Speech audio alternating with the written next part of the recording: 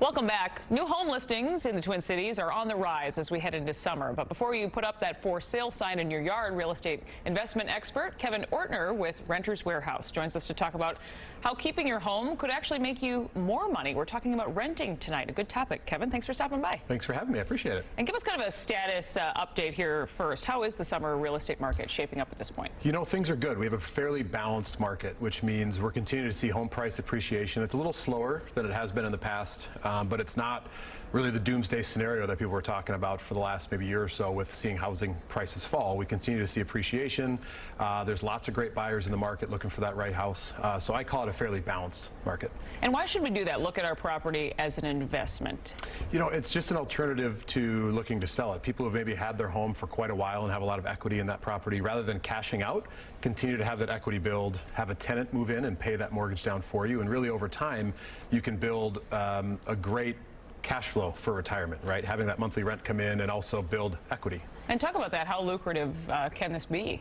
You know, it can be as lucrative as you make it, depending on how soon or how early in life you might get started investing in real estate. It's like any other investment, really, right? The sooner you start and start having all of these principles work for you, whether it's having someone else pay down your mortgage or having the market work for yourself and build equity in your home, the longer you're doing it and the earlier or the sooner you get started, the better off you are. So what should we consider before making this decision? I think a lot of people think, oh gosh, what a headache. I don't even want to deal with that. I just want to, you know, walk away. But what should we kind of ask ourselves before we look into this? Yeah, I think the biggest thing is to have a plan, right? What are you trying to accomplish by doing this? And obviously most people are trying to accomplish a little bit more financial freedom maybe, or have extra income coming in every month, or just have a better, more well-planned retirement.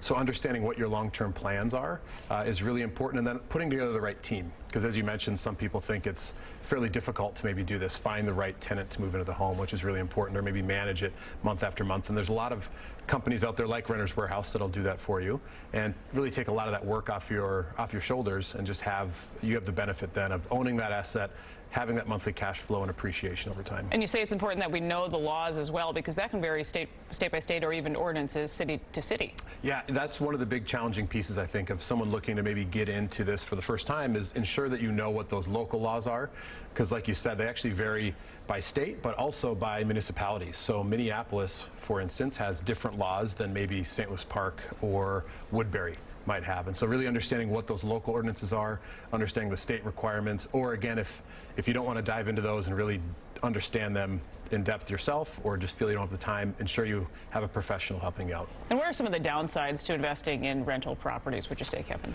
You know, again, it's a risk benefit. Like any investment, there can be risks to it. If you don't find the right tenant, sometimes you can have maybe some damage when that tenant moves out. So selecting the right tenant is really, really important. And then again, having a long-term mindset around this and saying, I'm going to hold this property for the long term, so you can weather maybe any of the ups and downs that come with the real estate market. Over the long period, we always see prices rise if you hold on to it long enough. Just be in a position where you have the right mortgage on the property. You're not working with a 5-year adjustable rate mortgage, but a 30-year fixed, ensuring your payment's going to remain the same, and that'll protect some of the downside that could come with it. So perhaps a good option for many folks to consider that maybe they hadn't really thought about before. Absolutely. Okay, Kevin, thanks for stopping by. Thanks again. Nice to see you again. And for more on Renters Warehouse, just head to WCCO.com. You'll find a link there.